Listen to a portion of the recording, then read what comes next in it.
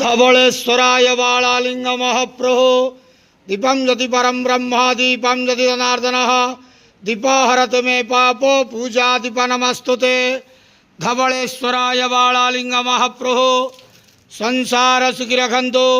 आज ज्येष्ठ मासर शुभ शनिवार रे समस्त श्रद्धालु भक्त मान को आशीर्वाद करंतु।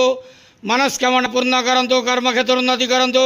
ग्रहरिष्ठ खंडन करंतु। जगतर मंगल करंतु। विश्वर कल्याण करंतु। आपणकर नाम प्रकाश करंतु। सेवकर डाक श्रवण करंतु। समस्त गुआवसा भक्त मानकर मनस्कामना पूर्ण करंतु। जो जो भक्त माने आपणक पाखरे मानसिक रखिचंती तांक मानसिक पूर्ण करंतु। धवलेश्वराय बालालिंगाय नमो नमः। संसार सुखी रखंतु आनंद के बार हरि बोलो। आज ज्येष्ठ मासर शुभ शनिवार रे समस्त श्रद्धालु भक्त मान को आशीर्वाद करंतु आनंद के बार हरि बोलो। बाबा धवलेश्वराय बालालिंगाय नमो नमः।